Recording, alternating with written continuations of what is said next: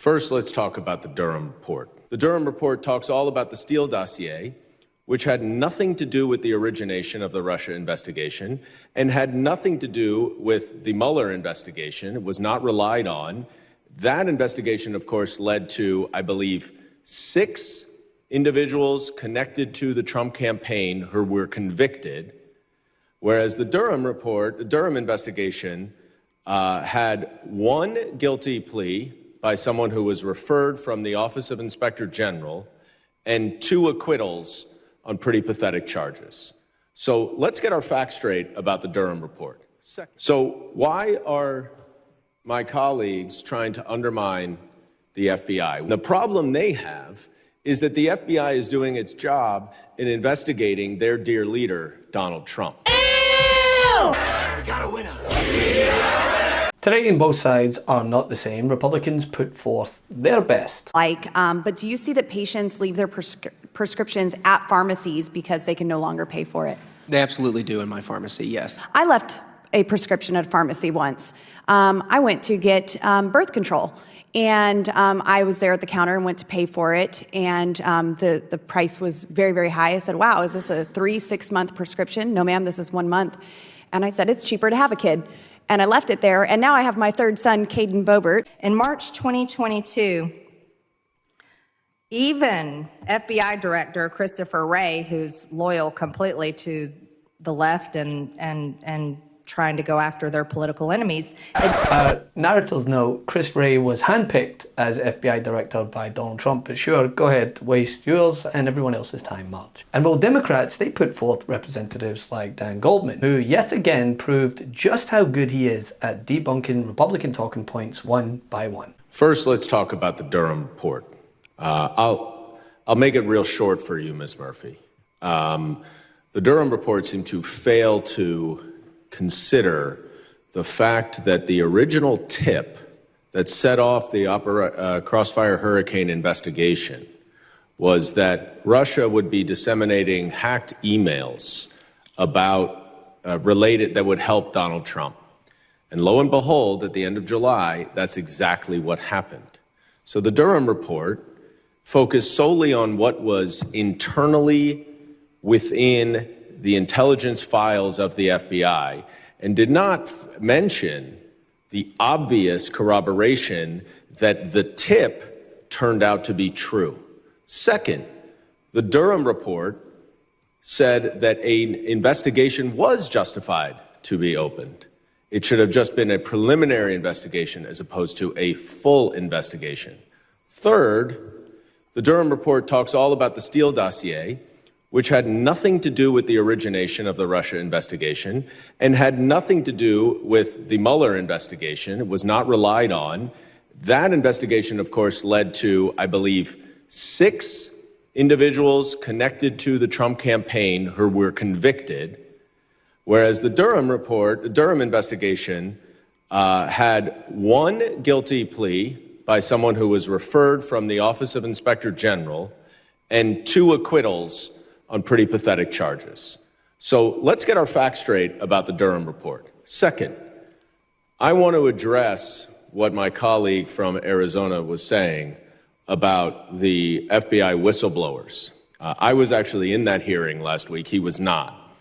And what I can tell you about those individuals is, separate and apart from whether they are whistleblowers or not, they were deemed by the FBI to be national security risks. During today's hearing, Goldman discussed the Durham Report and how, in response to it, ironically, the GOP wants to defund the FBI. This is defund the police on steroids. But as Goldman puts it, their qualms with the FBI isn't because of overreach, as they falsely cited.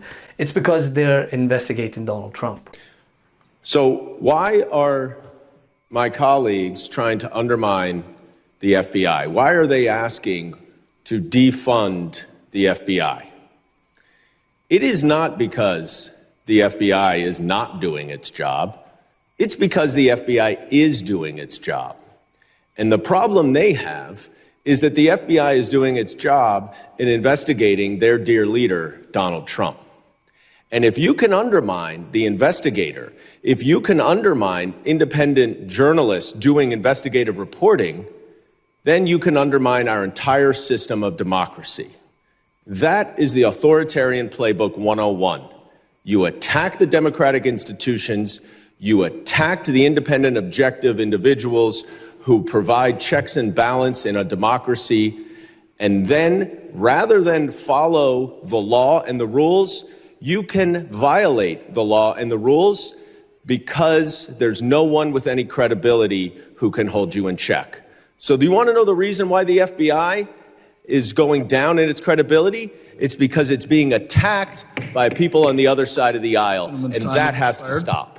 I yield back. You see, authoritarian 101 is undermine democratic institutions and systems of accountability in the raw pursuit of power and, well, being in a cult. This is not the first, nor will it be the last time that Representative Goldman has used his time to eviscerate talking points from the other side. Innocent and did nothing wrong. Thank you for blowing the whistle on that. I yield back. Mr. Chairman, I have a sincere point of inquiry.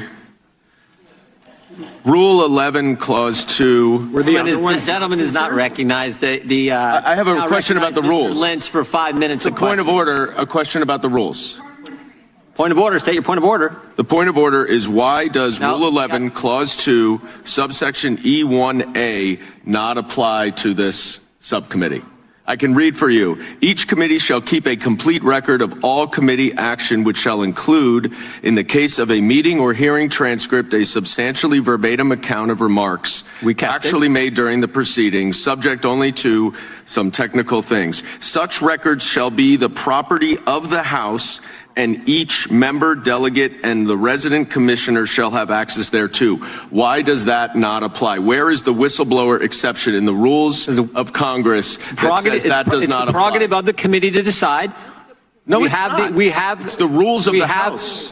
We have the whistleblower testimony. The whistleblower does not wish that to be made available to the Democrats at this time. The whistleblower doesn't make committee rules, sir. Mr. Lynch is recognized for 5 minutes of questioning. Mr. Chairman, is the ruling of the chair always unquestioned, or do we have a vote on how some of these issues are decided? If you state a proper point of order, and there's some kind I just did state a point of order. The gentleman from Massachusetts is recognized for 5 minutes of questioning. One of my personal favorites was his retort when Marge went full Karen on a witness. And we're sitting here with a shocking lack of decorum to have a cabinet secretary in front of us who has been subject to ad hominem insults and accusations that are completely baseless.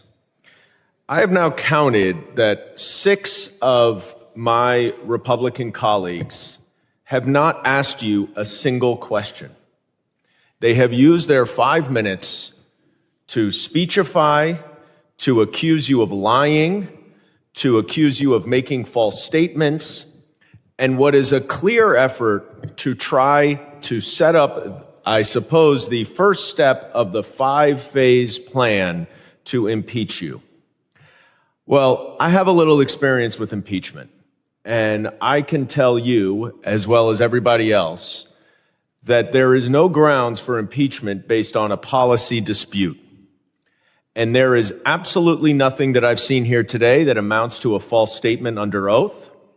In fact, Mr. Bishop, my colleague, in referencing operational control and that standard, stated himself that it is an objective.